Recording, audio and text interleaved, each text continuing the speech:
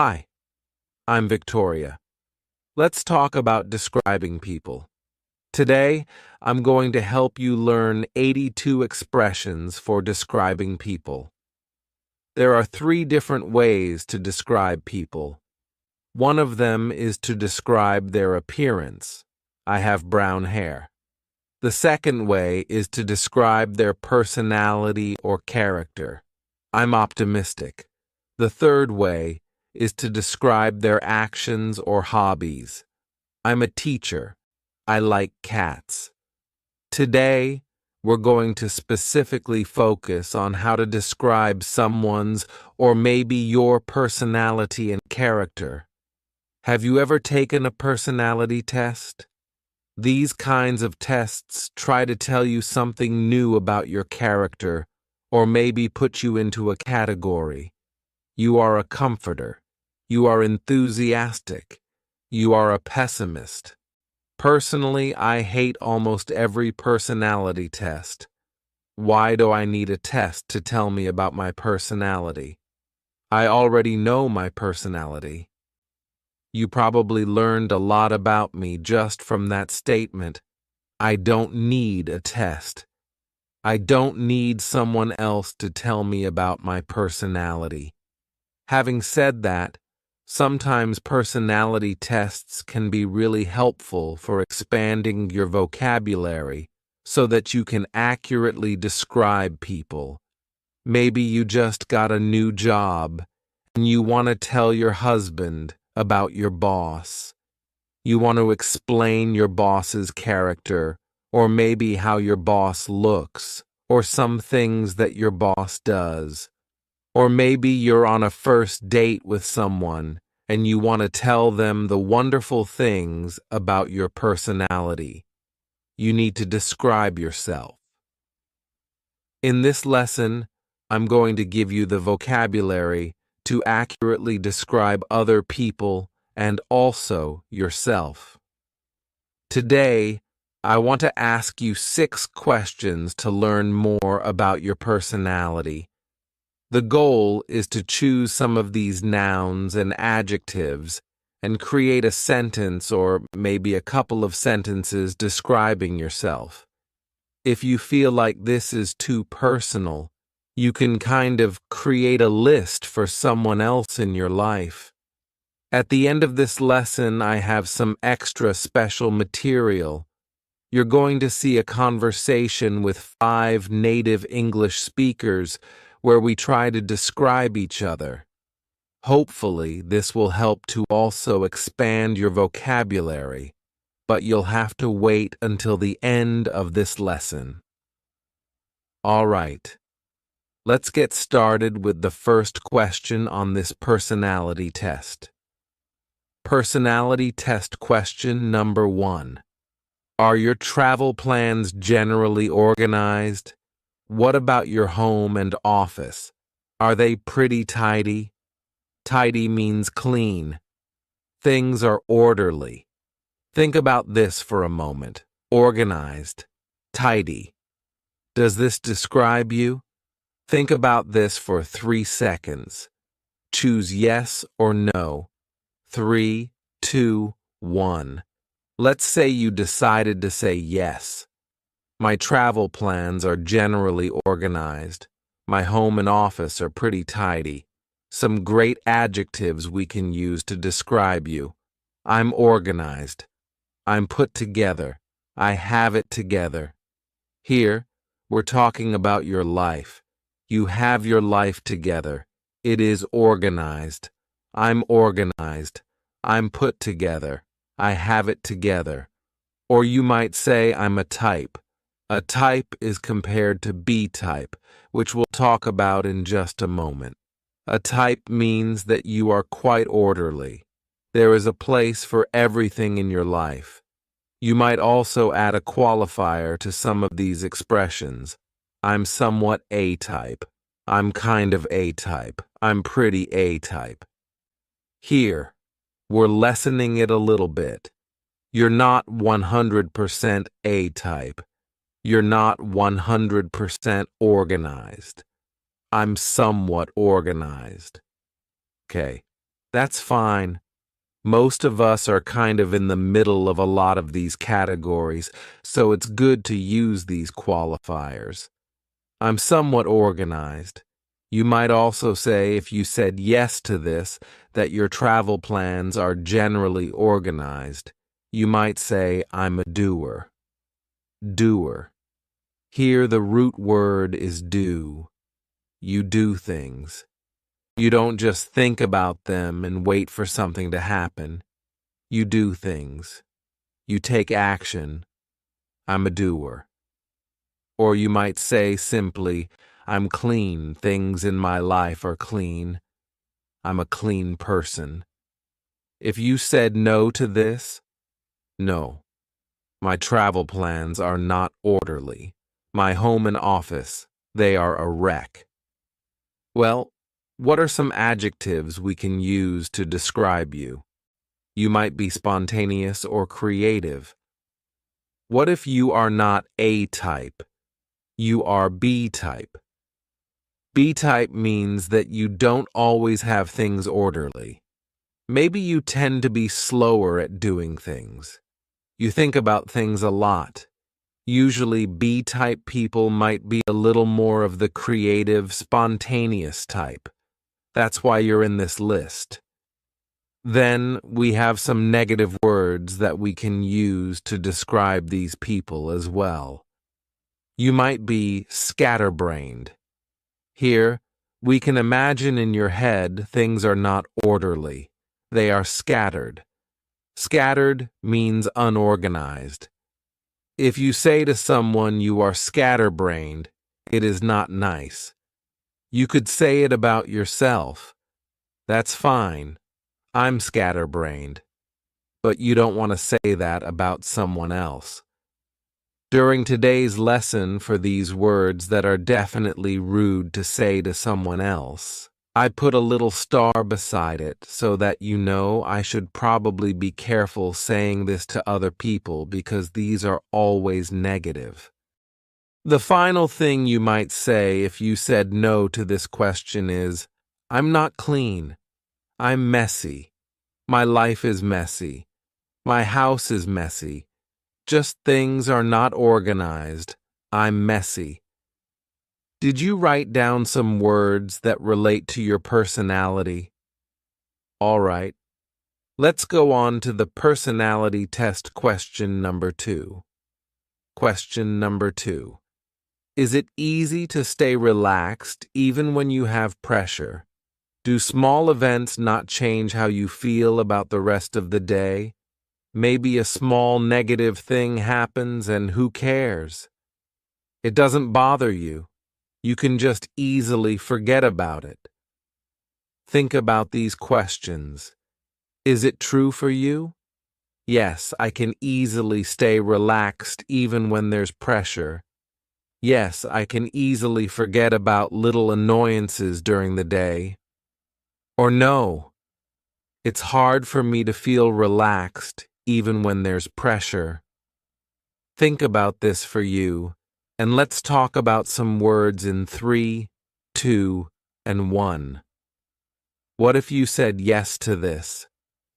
It's easy for me to feel relaxed even when there's pressure. Yeah. If there's small, annoying things that happen during the day, it doesn't bother me. What are some words we can use to describe you? You could say, I'm easygoing. Nothing phases me. I'm optimistic. I'm even-keeled. We talked about this word in a previous lesson where Daniel and I talked about our relationship, our marriage together. He said that I'm even-keeled. This is a great word. You might say I'm confident, I'm calm, I'm rational. These are all things that you might use to describe you if you said, yeah, I can easily stay relaxed even when there's pressure. What about if you said no to this question? What if you said no, I don't easily feel relaxed. I'm often not relaxed. I'm often stressed. What are some words we can use to describe you? We might say, I'm sensitive. This means that things affect you easily. It's not always a negative thing. Of course, it depends on the situation. If you're applying for a high-stress job, you don't want to say I'm sensitive. It probably means you're not a good fit for the position, but this could be just to describe you personally. I'm sensitive. Or maybe you might say I'm emotional. Your emotions play a big part in your life. Another way to say emotional is moody. Moody is always a negative thing. This means you're in a good mood. You're in a bad mood, and you're swinging between those moods, and there's no rhyme or reason. That means there's no predictability. One day or one moment you feel like this, and the next day or the next moment you feel like this. You're moody. This is stronger than emotional. This is much more negative than emotional, so don't tell someone you're moody. Especially if they are moody, it won't go well. Do you know what the opposite of optimistic is? You might be pessimistic. Pessimistic means that the glass is half empty. The glass is not half full. The glass is half empty. This is an expression that means you always see maybe the negative side or what if this happens. You're always asking what if in kind of that negative way. Of course, it's good to balance being optimistic and pessimistic, but these are the two extremes. The next 5 words mean something very similar, and they're all negative. I don't recommend telling someone else that they are these things. Of course, you can say them about yourself if you would like. You might say, I'm uptight. Tight. We can kind of imagine something inside of you is maybe twisted or tight, and inside of you, you don't feel relaxed. You're uptight. Or maybe you're anxious. You can say, I'm anxious, and that describes your personality, but you might just be anxious about one thing. I'm anxious about my exam tomorrow. Okay. Maybe in general, you're not an anxious person, but you're anxious about that specific activity. That's fine. That's not really describing your personality. Every day I'm often anxious. No, it's just one specific thing, or you might be high-strung. High-strung has that same feeling of uptight, anxious, and high-strung. Or you might be a worrier. A worrier. She is a worrier.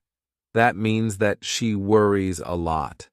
This defines her personality. She's a worrier. Or we might say neurotic. He's neurotic. She's neurotic. I'm neurotic. This is quite strong. You are uptight, and a lot of things bother you. Let's go on to personality test question number 3. There are actually 3 questions in one here. They are: is it difficult to introduce yourself to new people? Do you feel tired after you spend time with a group of people? Is a good book or a good movie more interesting than a social event? Think about those questions for a moment. Is it difficult to introduce yourself to new people? How do you feel when you get together with a group of people? Do you feel tired? Think about that for a moment. If the answer is yes or no. 3, 2, 1. Let's imagine that you said, yeah, it's difficult to introduce myself to people. I think that when I get together with a group of people, I feel so tired. I would rather read a good book or watch a movie than go to a social event. If you said yes to this, let's talk about some adjectives that can describe you. You could say, I'm reserved, I'm shy, I'm timid, I'm introverted, or just simply I prefer small groups. I know some people are like this. They don't like big groups. They would rather get together with just one other person, or maybe 2 or 3 other people, not a group of 20 people. I prefer small groups. I'm introverted. I'm reserved. I'm shy. I'm timid. These are all great words. What about if you said no? I feel energetic when I get together with a group of people. I would rather go to a social outing. It's no problem to introduce myself to new people. What are some words we can use to describe you? You could say I'm outgoing. I'm the life of the party. Now, for this expression, it's probably better that someone else says this about you just because it's maybe not so humble if you say, I'm the life of the party. It means that everybody loves me. People love talking with me. It's probably better if your friend said, yeah, Victoria, she's the life of the party, instead of me saying it about myself. But this might be an expression you can use to talk about someone like this. Or you might be the opposite of introverted, extroverted. You are at ease in social situations. You take initiative. You are social. This word initiative is a beautiful word. We can imagine that when there are 2 people maybe in a gathering and they both are kind of looking at each other, but they don't really want to start a conversation. The person who starts the conversation, that person takes initiative. They took that opportunity. If you have no problem introducing yourself to other people, or maybe asking questions at a store, you take initiative.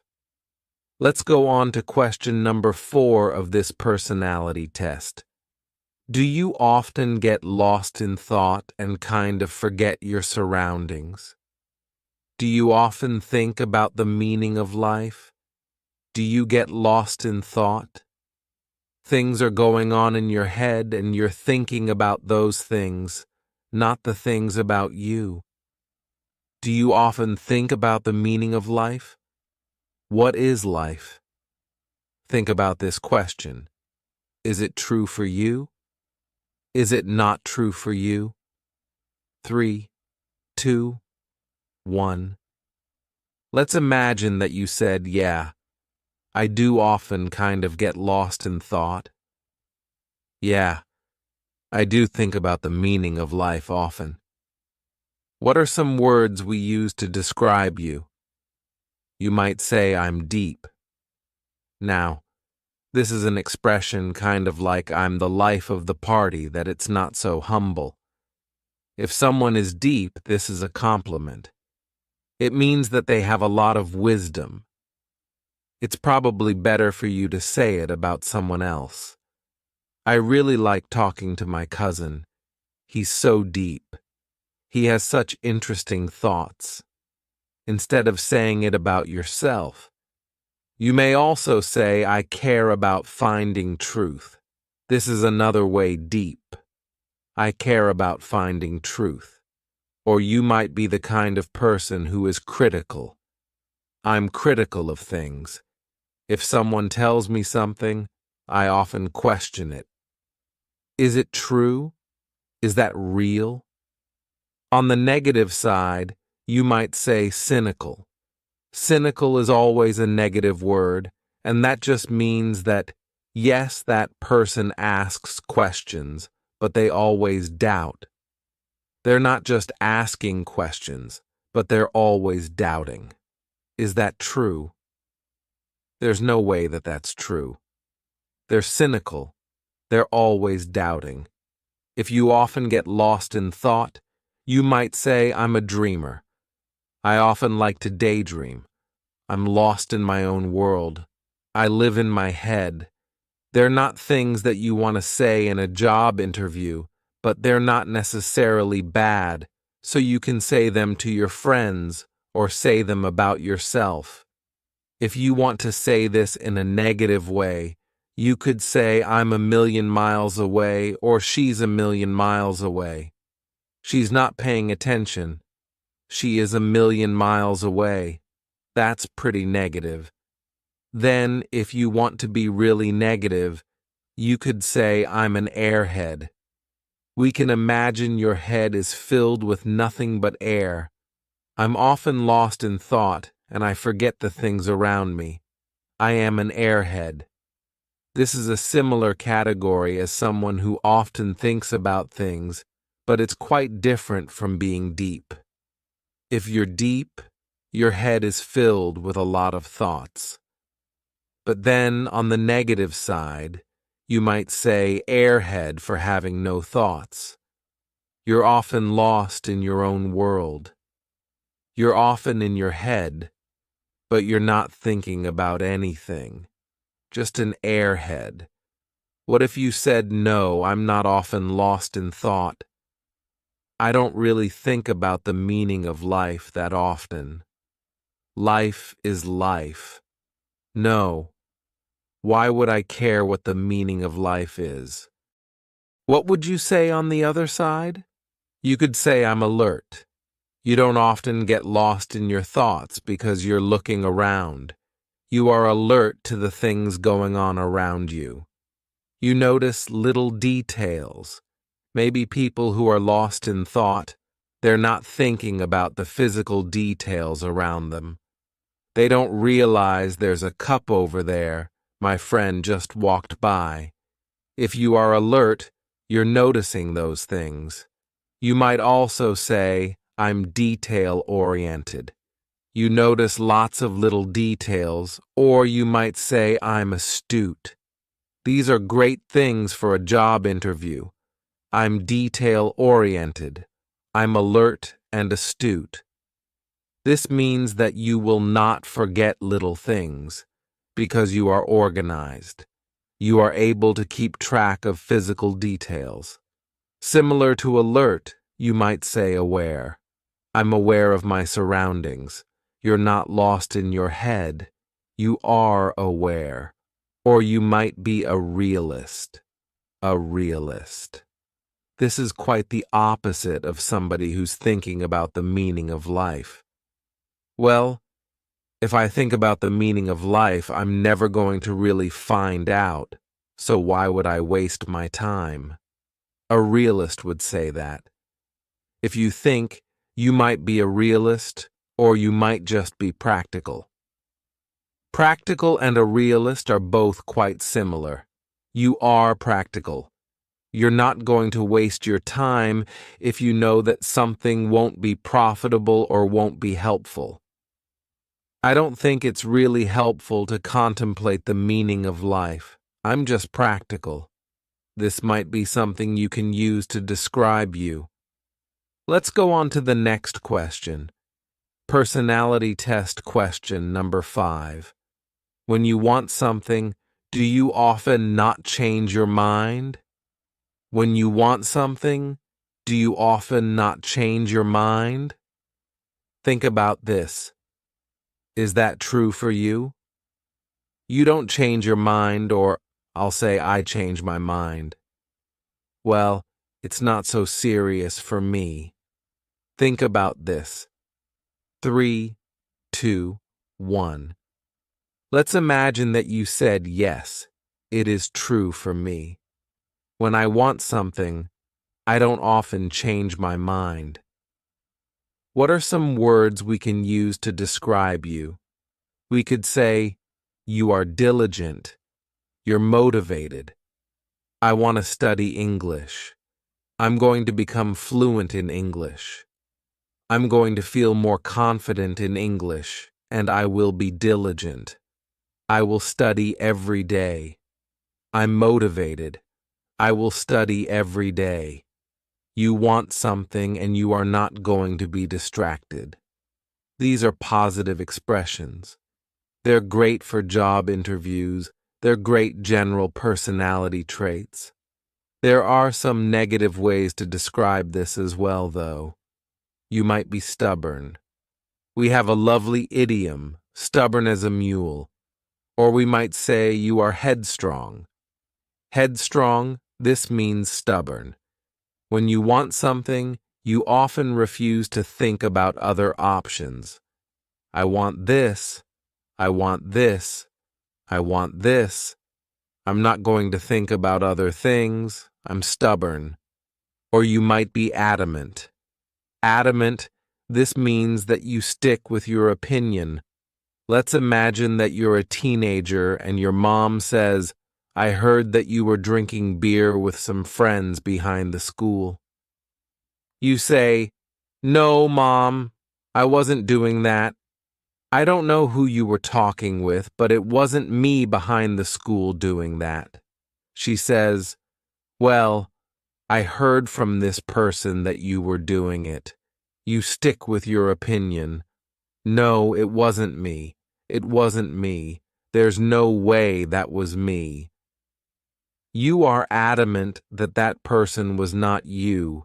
You are adamant about something. This means that you refuse to change your story about something. You are adamant. You also might be opinionated. You have opinions, and you're not really afraid to share them. This isn't necessarily a negative thing to be opinionated. Of course, if you are opinionated, if you have strong opinions, especially if these are opinions that are not shared with a lot of other people, it's great to be careful about how you present them, about how you share them with other people so that they don't think that you are pushy. Pushy is always a negative thing. If you are opinionated, you need to talk about it in a specific way so that you don't become pushy, pushing your opinions on people. You might be persistent. This is similar to adamant, but it's in a negative way.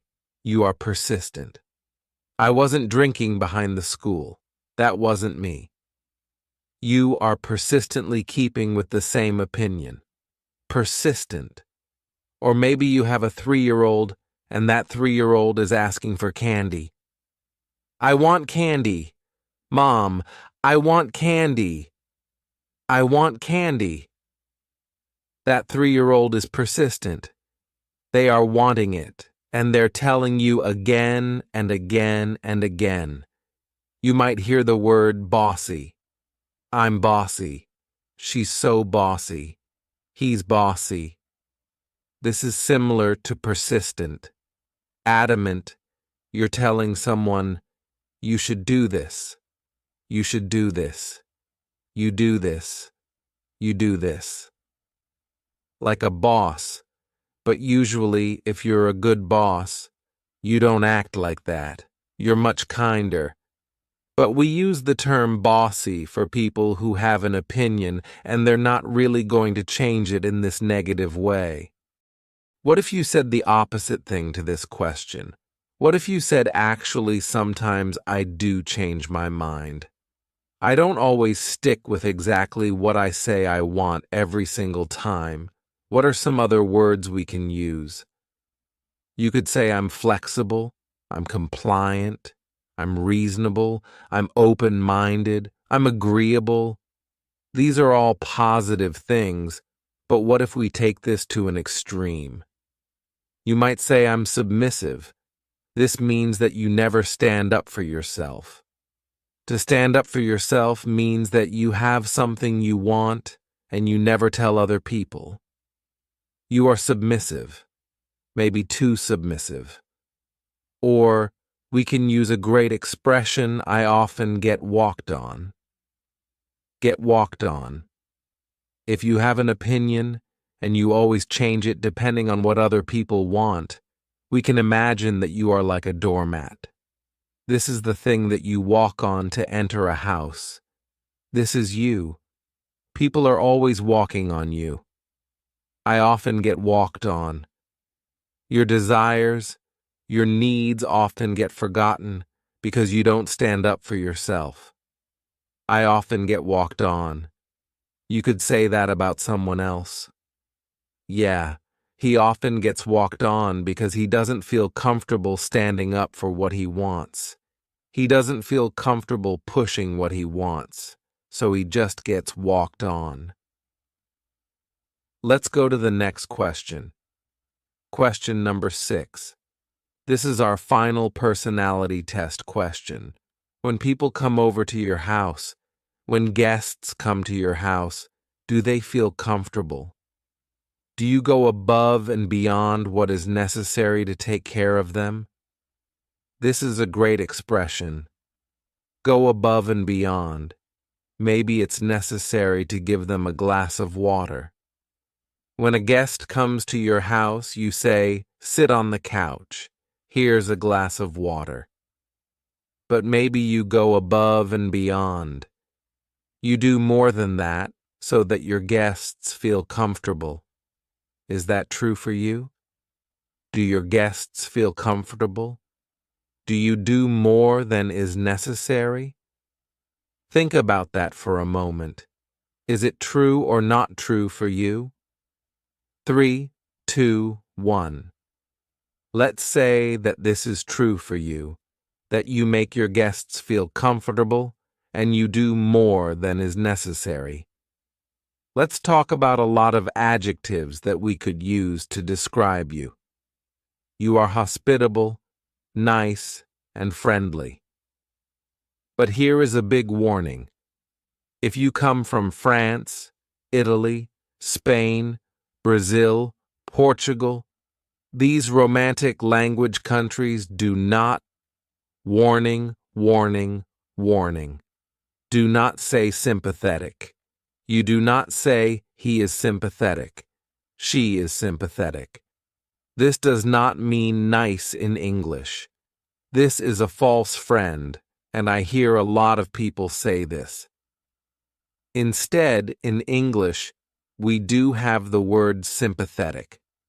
This means that maybe your brother lost his job, and when you go over to his house, you bring him some flowers, and you bring him a meal, and you sit down and talk with him. You talk about that difficult, hard time in his life because you are sympathetic to his difficulty. We usually have a difficult situation happening, and you didn't personally experience that difficult thing, but you feel his difficulty. You feel his pain. You are sympathetic. Here, we're using it in a completely different sense than friendly. Friendly just means you're nice. But if someone has a difficult situation, you are sympathetic to their problem. You understand. I think my brother is really sad right now. He's probably worried about the future. You are understanding his difficult times. I hope I explained this word sympathetic so that you do not use it and say, "Victoria, you're so sympathetic." No, no, no, no, no. Don't use that. What are some other words we can use? You could say, "I'm compassionate. I'm considerate. I'm generous." This means you give maybe your time or your money to other people. You could say, "I'm warm. I'm warm-hearted." This means that people feel this warm feeling when they're with you. They feel like you're such a friendly person. You could say, "I'm helpful. I'm down to earth." Down to earth is an expression that we use to mean you are relatable. People feel like your life is not so different from theirs. You often hear this word described with celebrities. Celebrities, movie stars, they have lives that are much different than our own, so they seem kind of untouchable, so different, but maybe there is one celebrity who relates to the problems of normal people. Someone might say, "Yeah, she's really down to earth. She's down to earth. Her feet are on the earth. She's down to earth." Or you might say she's sincere, she's genuine, she's really herself, She's not faking it. She's dependable, or I'm dependable. Your friends know that they can depend on you. What if you said no to this? I imagine that you probably didn't say no to this about yourself, but you probably know somebody like this. Let's talk about the opposite. Someone who is maybe not so generous, not so considerate, or so friendly. Let's talk about the opposite. Maybe you know someone who is unpleasant. This is a little bit of a nicer way to say they're so annoying. They're such a terrible person. You could just say, yeah, he's kind of unpleasant. I don't really like working with him. Unpleasant. Or someone might be selfish. They're not generous. They don't like to go above and beyond. They're kind of selfish. Or maybe you know someone who is self-centered. The world revolves around their life. They are self-centered. Their self is the center of the universe. They're self-centered. How did you do? How did you answer all of these 6 personality test questions? I hope you wrote down some adjectives that you can use to describe yourself. Write that sentence down in the comments. But before we go, I'd like to share some extra material with you today. You're going to see 5 native speakers. They are 3 friends, plus my husband, plus me. We are attempting to describe each other. I sat down with each of my friends individually and asked, how would you describe this person? How would you describe that person? I didn't tell them specifically to describe their personality or their character, but you'll see that a lot of these people, they did describe their physical appearance a little bit. But most of these descriptions had to do with their personality or character. You're going to hear some of the words that we just talked about, and maybe you'll hear some new words as well. Let's start with my friend Eliza. You're going to meet Eliza, Hazel, Laurel, and Daniel. They're going to be describing each other. Let's see what everyone has to say about Eliza. Let's watch. Eliza. Hi, I'm Eliza. Hazel. Gosh, Eliza is witty and sarcastic to a fault. Victoria. I'd say so. Hazel. She's super inquisitive and very literate. I'd say that's a very good description of her. Victoria. For sure. That's something that I first recognized about Eliza is she's really inquisitive. She asks great questions. Hazel. She's curious about life. Yeah, I'd say she's adventurous for some things like travel or things like that. Not so much food. She's very loyal friend. Laurel. Eliza is very sarcastic and smart, quick-witted. She's funny, and she has nice, pretty long brown hair. Victoria.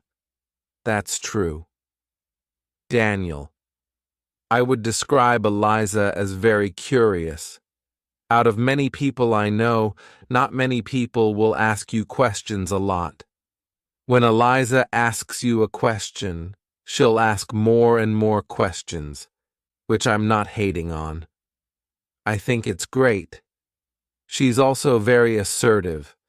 Whenever she has an opinion, she usually makes it very clear. It's not hidden in any way. She's also very friendly, though, so the assertiveness doesn't get in the way of her friendliness. Her friendliness shines through. Victoria. You just heard some amazing adjectives to describe the wonderful person of Eliza. Let's go on to the second person. You're going to meet Hazel, and let's see how everyone describes Hazel. Hazel. Hi, I'm Hazel. Eliza. Hazel is a short little person and she has brown hair and amazing freckles and she's very creative. She's an introvert. She's a good painter. She's very smart. She's well-traveled. Victoria. Those are all true things. Laurel. Hazel is short like me and she's kind of got some...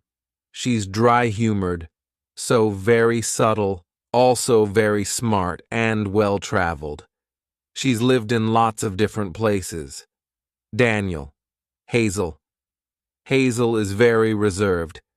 Yet when you get to know her, she's very fun-loving. She's also very curious. She's kind of geeky. She likes Harry Potter and Star Wars and stuff like that. Yeah, she's very fun, and if you get together with her at a party, you're going to have a good time. Victoria. I hope you enjoyed those adjectives to describe Hazel. Let's go on to Laurel. How does everyone describe Laurel? Laurel. Hi, I'm Laurel. Eliza. Laurel is also a short little person. She's got sort of blondish brown hair, sort of a darker shade of blonde. She has glasses. She, to me, is very businesslike, and she likes to tell stories with a lot of detail, which are always interesting. Hazel. Laurel is short, with short hair, glasses, and I think she's a geek. Victoria. Could you explain what you mean by geek? Is that her interests? Hazel. Yes. A little bit about her interests. She's, like Eliza, curious about different knowledge and stuff. She loves Star Wars, Harry Potter. Victoria. Exactly. That kind of stuff. Hazel. Harry Potter. Movies. She's definitely a movie buff. She can remember almost everything. All these weird random details. Victoria. Her mind is like a steel trap. Hazel. Yes. Victoria. She knows everything. Hazel. Yeah. I think she's also a very loyal friend and very caring. Victoria. Yeah. I've been friends with her for 10 years and I feel like she is that kind of person. Hazel. She makes an effort. Victoria. Yeah. Hazel. She makes an effort in her relationships, I think. Victoria. Yeah. That's a great quality. Hazel. Yeah. Very much. Daniel. Laurel. Laurel is very loyal, I would say. When she's your friend for life. She'll remember you, and she's very detail-oriented. She'll remember all the details of your relationship. I don't mean this in a bad way. I just mean there's always somebody in your life who gives all those details about your life. She also knows a lot about, from my perspective, a lot about pop culture.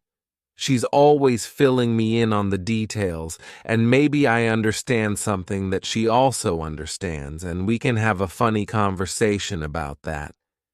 Usually, Victoria doesn't understand. Victoria. Yeah. I don't know much about pop culture, so Laurel is my window into this world. She allows me to learn that stuff. Victoria. I hope you learned some great words with those explanations. Let's go on to my husband Daniel and see what everyone else has to say about Daniel. Daniel. Hi, I'm Daniel. Eliza. Daniel. Daniel is so fun. Daniel is this tall, skinny ginger. He's got very great, amazing red hair. He always has a lot of energy. I think he's always like, I'm Daniel. Victoria. He does have a lot of energy. Eliza. I feel like, Has a lot of strong opinions about things, which I really like. He's married to you and has a baby. Victoria. That is true. Those are all true facts. Eliza. I think he's very relaxed in some ways, but also cares about details in other ways, which is kind of hard to describe, but it's true. Victoria. That is true. Hazel. Daniel is a tall, skinny redhead. Victoria. That is the first thing Eliza said too. Hazel. I think he is very creative. I would probably describe him as adventurous, not afraid to take risks, inquisitive, opinionated. I think he has opinions and he's set in his way, but I think he's also open for discussion. Victoria. Okay. Hazel. Yeah. Laurel. Daniel. Oh, Daniel. Victoria. Other people said that too. Daniel. Oh, Daniel. Laurel. Daniel is thin, and he has red hair, very red hair. He can be kind of loud and enthusiastic. That's a good word for Daniel. Victoria. Enthusiastic. Laurel. He's very intelligent too, and adventurous. He's into lots of different things and learning. He likes to learn. Victoria. Those were some great adjectives to describe Daniel. Oops, I forgot to say that my friends are also going to describe me. Here we go. Eliza. You're just so delightful. That was my first word for you. Not just because you're in the room, but because you are just delightful. Victoria. That's so nice. Eliza. You have an effervescent personality. I feel like you're very uplifting for other people. You bring a lot of joy to people. I feel like you always seem like you have it together. That's definitely my most overarching impression of you, is you have it together. You're also a very good host. You're excellent with hospitality. Victoria. Thank you. Eliza. Obviously, we share a love of reading, so I know that you're very well read. I like that you get very interested in specific topics. Victoria. Whenever the topic. Eliza. Whenever we read a book, she's like, I went and did research and I found this out and this and this. It was just very interesting. Victoria. I think that's quite true that when I'm interested in something, I'm really interested. Eliza. You go all the way. Victoria. Just go into it. Yeah. Well, thank you for your kind words. Eliza. Yes. Hazel. Victoria. Victoria. Tell me what you think. Hazel. I think you're probably one of the kindest people I've ever met. I think you're just very genuinely nice. Victoria. Thanks. That's really sweet. Hazel. I could be wrong. Victoria. You know when you're not around, Hazel. I'm evil. Hazel. I think you're also very inquisitive and very literate. Victoria. I like to read. Hazel. I think you are very curious about the world and people like this. I think where you and Daniel fit well together, he seems super creative, comes up with ideas, but you're very good at implementing ideas. I think you're good at keeping people on task. Victoria. Okay. Hazel. Focusing on the point. Victoria. Yes. Hazel. I think you need that. You run your own business, so I think that is a good quality. Victoria. Yeah, got to be able to focus. Hazel. Yes, exactly. Victoria. That's great. Hazel. I think you are very good at having fun, but also getting the work done. Victoria. Being serious when I need to be serious. Hazel. Exactly. Laurel. Victoria is kind and warm and likes to learn as well, well-traveled also, and you have pretty brown hair too. Victoria. Thank you. Daniel. Victoria. Victoria. No pressure. I'm your wife. I'm sitting right here. Daniel. Number one adjective is wonderful. Victoria. Thank you. Daniel. Victoria is probably the nicest person on earth. By nicest, I mean almost just like sincere. She's always very sincere, very caring, very curious, always sincerely interested in most people's topics. Like I'll hear even a boring person say something and she'll be like, oh, well, very interesting. I don't think she's making it up either. I think she's seriously very interested. Victoria. Yeah, life is interesting. Everyone has something interesting if you listen close enough. Daniel. Yes. She's also very fun-loving. You can do a lot with her. Obviously, I like Victoria a lot because I decided to marry her. Victoria. I'm glad you like me a lot. Daniel. We get along very well, and I like, about 99% of Victoria. Victoria. Thank you. I won't ask about the 1% yet. I hope you've enjoyed today's long, intense English vocabulary lesson. Now, I have a challenge for you. In the comments below this video, I want you to try to write a sentence or two or three describing yourself, or maybe describing someone else in your life. Try to fill it with these wonderful adjectives. Some of these are nouns as well, to describe yourself. It's a great way to remember them. Try to ingrain them in your memory. Thanks so much for learning English with me, and I'll see you again for a new lesson here on my YouTube channel. Bye.